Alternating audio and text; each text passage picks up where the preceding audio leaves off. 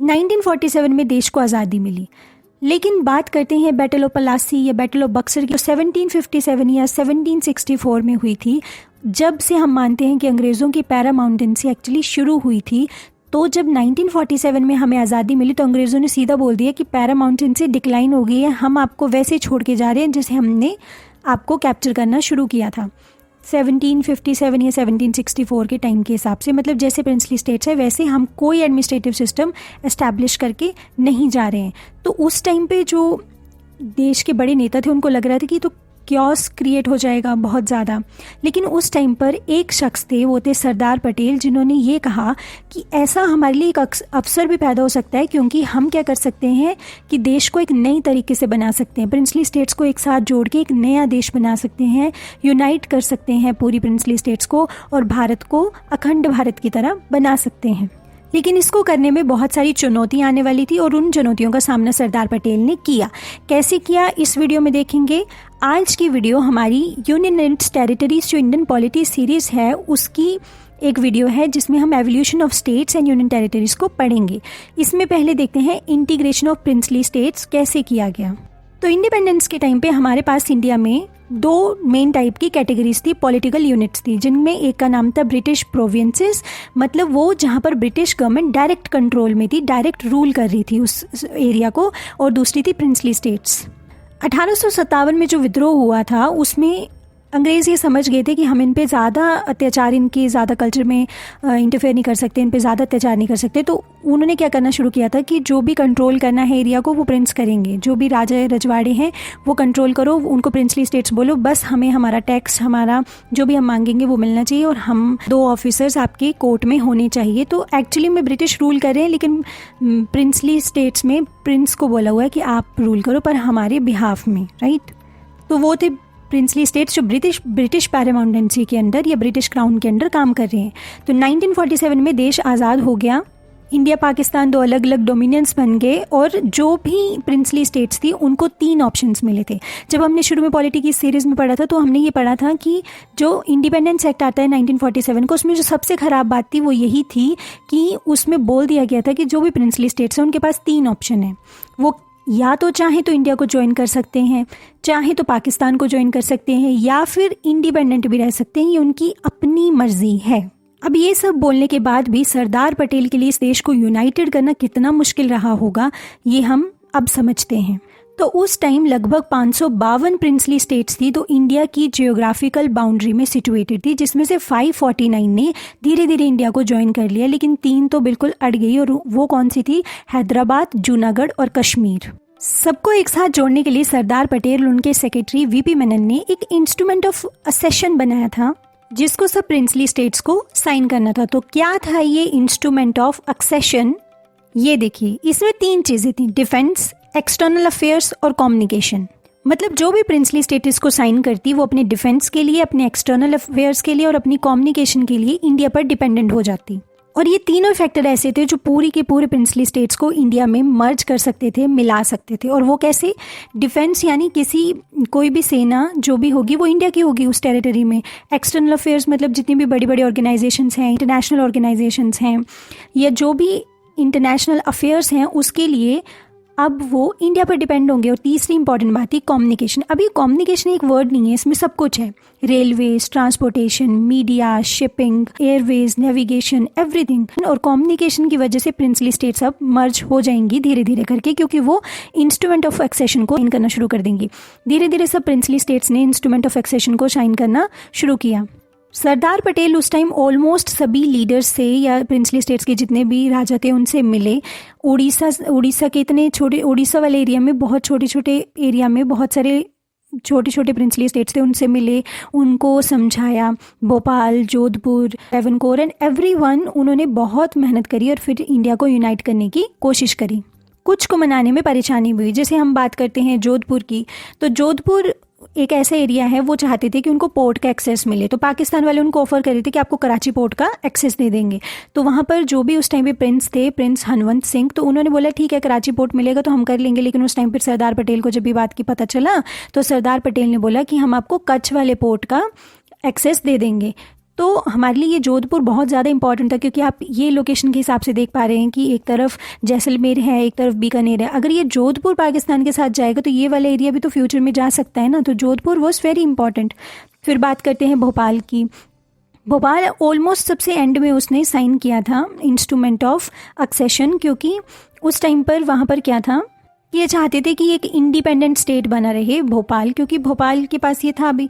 लेकिन फिर उन्होंने थोड़े टाइम के बाद ये बोल दिया कि हम नहीं रह सकते, क्योंकि जनता फिर विद्रोह पे आ गई थी, वो जनता खिलाफ थी, क्योंकि उस टाइम पे आज़ादी बहुत ज़्यादा था ना, कि अखंड भारत बनाएंगे, हिंदुस्तान जिंदाबाद टाइप्स। तो उस टाइम पे फिर भोपाल ने भी बाद में साइन कर दी, पर उन्होंने सबसे बाद में साइन किए थे। इसके बाद हम बात करते हैं ट्रेवनकोर की, जो नीचे डाउन साउथ में है, ये रही लोकेशन।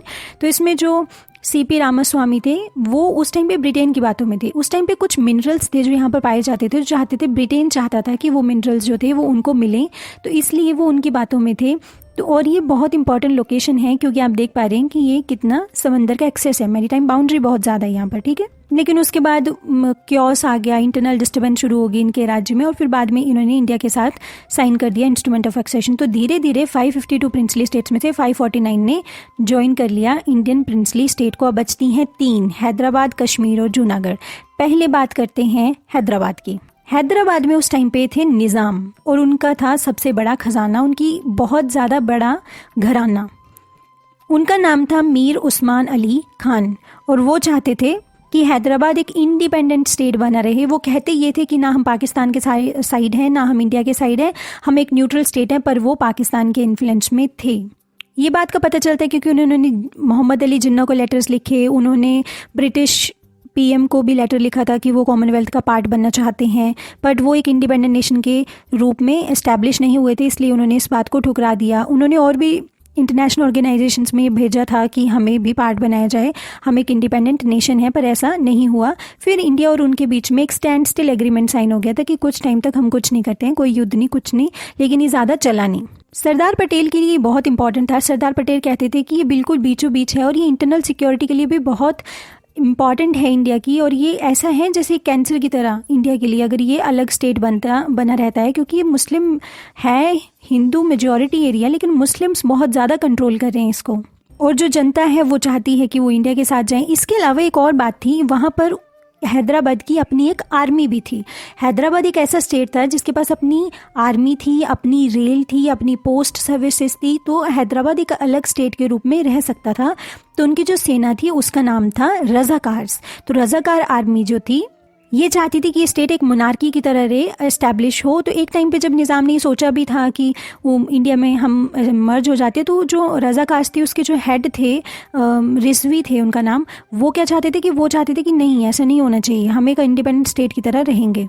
सरदार पटेल और इंडिया ने बहुत समझाया, लेकिन उस टाइम पे वो बिल्कुल नहीं समझे। वो चाहते थे कि वो इंडिपेंडेंट स्टेट की तरह रहें। सरदार पटेल ने 2-3 बार कोशिश करी कि मिलिट्री ऑपरेशन बनाया जाए, लेकिन पॉलिटिकल प्रेशर में फिर वो ऐसा नहीं कर पाए। लेकिन सरदार पटेल को ये पता था कि बहुत इंपॉर्टेंट है ये कर, पाकिस्तान का बड़ा इन्फ्लुएंस था उनके ऊपर, तो फिर सरदार पटेल चाहते थे कि ऐसा ना किया जाए। उस टाइम जो पॉलिटिकल प्रेशर था उनके ऊपर था, नेहरू चाहते थे कि इसका मामले का जो भी हल हो वो मिलिट्री के थ्रू ना हो, वो शांति से कर दिया जाए। तो सरदार पटेल ने बाद में चुपचाप बिना कुछ बोले उस टाइम के फील्ड मार्शल करियप्पा को बुलाया, और करियप्पा को बोला कि क्या अगर हम हैदराबाद पे कुछ अटैक करते हैं, उसको अपने में मिलाने की कोशिश करते हो, अगर पाकिस्तान की तरफ से रिटेलिएशन होगा तो क्या आप उसका जवाब दे सकते हैं? करियप्पा ने एक आंसर किया, येस, और बाहर आगे अगले दिन उन्होंने ऑपरेशन पोलो को लॉन्च कर दिया। और ऑपरेशन पोलो को लॉन्च करने से पहले जो वहाँ के नवाब थे उनको लग रहा था कि ऐसे कुछ करेंगे, तो उन्होंने जो उस टाइम के हमारे गवर्नर जनरल थे, जो इंडिया के फर्स्ट गवर्नर जनरल खुद के थे, राजगोपालाचारी, उनसे बात करनी चाहिए कि ऐसा ना किया जाए। तो जब राजगोपालाचारी और नेहरू जी सरदार पटेल के साथ बोलने तक पहुँचे कि ऐसा हम नहीं करेंगे, तब तक उन्होंने बोला कि हो चुका है, ऑपरेशन पोलो लॉन्च हो चुका है, फिर तो क्या ही करना था। So by the means of police action और मिलिट्री एक्शन की वजह से हैदराबाद इंडिया का पार्ट बन गया।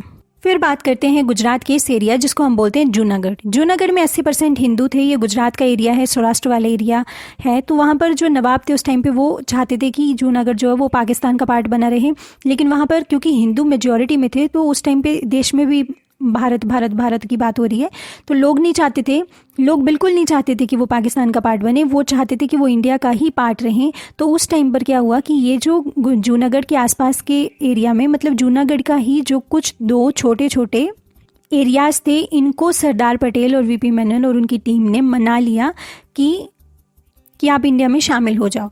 तो जूनागढ़ को इस बात पे गुस्सा आया। जूनागढ़ के जो भी नवाब थे उन्होंने उन पे अटैक कर दिया, और अटैक करने की वजह से उनको एक मौका मिल गया। सरदार पटेल ने मिलिट्री ब्लॉकेड कर दिया, और मिलिट्री ब्लॉकेड करने के बाद जब उन्होंने जूनागढ़ के नवाब ने पाकिस्तान से हेल्प मांगी तो पाकिस्तान हेल्प कर नहीं सकता, तो उन्होंने मना कर दिया। नवाब कराची को फरार हो गए, और इंडिया में वो जो जूनागढ़ वाला एरिया था वहाँ पर मिलिट्री इस्टेब्लिश होगी इंडिया की। बाद में वहाँ पर एक रेफरेंडम करवाया गया। रेफरेंडम मतलब लोगों से पूछा गया। तो फ़ैब 1948 में एक रेफरेंडम करवाया गया था, 20 फ़ैब 1948 में, और उसमें 99.2% लोगों ने वोट किया कि उनको इंडिया के साथ रहना है, और वैसे रेफरेंडम से जूनागढ़ भी इंडिया का पार्ट बन गया। इसके बाद सबसे इम्पॉर्टेंट कश्मीर, जिसका इशू कुछ साल पहले 370 ख़त्म होने के बाद ऑलमोस्ट सॉल्व हुआ, और धीरे धीरे वहाँ पे सिचुएशन बेटर हो रही। लेकिन बहुत शॉर्ट में अगर बात बताएं तो वहाँ के राजा थे हरि सिंह। तो वहाँ पर क्या था, मुस्लिम मेजॉरिटी एरिया, लेकिन राजा जो थे वो हिंदू थे, और उनके पीछे भी एक स्टोरी है कि वो सब कैसे हुआ, but for right now it's not that much important, right. So Hari Singh जो राजा थे उन्होंने अक्टूबर 1949 में सरदार पटेल से मदद मांगी। क्यों मांगी? क्योंकि पाकिस्तान के एक ग्रुप ने उन पे अटैक कर दिया था। वो पाकिस्तान ने ही बैक किया था वो अटैक, तो वो चाहते थे कि कश्मीर को उनका पार्ट बना लिया जाए। तो हरि सिंह ने क्या बोला कि सरदार पटेल से मदद मांगी। सरदार पटेल ने सीधा बोल दिया कि अगर आपको मदद चाहिए, आपको राजा बने रहना है, तो आप इंडिया में मर्ज हो जाइए। तो उन्होंने भी उस टाइम पर वो साइन कर दिया इंस्ट्रूमेंट ऑफ असेशन, और उसमें हमने कश्मीर को एक स्पेशल स्टेट का दर्जा दिया था। ये सब हुआ था अक्टूबर 1949 में। तो अब कश्मीर भी एक स्पेशल स्टेट बन गया, लेकिन बन गया है इंडिया का पार्ट। लेकिन फिर बाद में वो थोड़ी सी वॉर होती है, तो उसकी वजह से पीओके वाला एरिया जो है वो पाकिस्तान के पास है आज भी, लेकिन वो है इंडिया का ही पार्ट। तो आप देख पा रहे हैं कि 1950 तक कॉन्स्टिट्यूशन में सबके साइन हो चुके थे, कॉन्स्टिट्यूशन बन चुका था। 26 जनवरी 1950 को हमने लागू कर दिया, और उसमें स्टेट्स ने भी साइन कर दिए थे। तो अब क्या हो गया, उस टाइम पर जो आज की व्यवस्था है वो नहीं थी। आज हमारे पास स्टेट्स हैं और यूनियन टेरिटरीज है, उस टाइम ऐसा नहीं था। उस टाइम पे हमने 4 फोल्ड क्लासिफिकेशन रखी थी, और क्लासिफिकेशन कैसी थी कि हम कुछ स्टेट्स बनाएंगे, कुछ टेरिटरीज बनाएंगे, उसमें पार्ट्स रखेंगे, part A, part B, part C और पार्ट डी स्टेट्स को बनाया जाएगा। पार्ट ए स्टेट्स में गवर्नर्स प्रोविंसेस थी, जो उस टाइम पे ब्रिटिशर्स की गवर्नर प्रोविंसेस थी, वो 9 स्टेट्स को उसमें रखा गया था, जो आज अर्स्ट वाइल हो गए, राइट। आज तो ये वाला सिस्टम काम नहीं करता। तो पार्ट ए में 9 थे, वो कौन कौन से थे? असम, बिहार, बॉम्बे, मध्य प्रदेश, मद्रास, उड़ीसा, पंजाब, यूनाइटेड प्रोविंस और वेस्ट बंगाल। ये पार्ट ए का पार्ट थे। और फिर था पार्ट बी। पार्ट बी में 9 प्रिंसली स्टेट्स थे, जो पहले प्रिंसली स्टेट्स थे उनको डाला गया था, पर इनमें ये था कि इनमें लेजिस्लेचर थी। तो वो जो प्रिंसली स्टेट्स इनके पास लेजिस्लेचर थी, उन प्रिंसली स्टेट्स को पार्ट बी में डाल दिया गया। कौन कौन से? हैदराबाद, जम्मू कश्मीर, मध्य प्रदेश, मैसूर, पटियाला एंड ईस्ट पंजाब, राजस्थान, सौराष्ट्र, ट्रेवनकोर और विंध्य प्रदेश, राइट। फिर अंग्रेजों के टाइम पे कुछ ऐसे भी एरियाज थे जहाँ पे कमिश्नर्स प्रोविंसेस हुआ करती थी।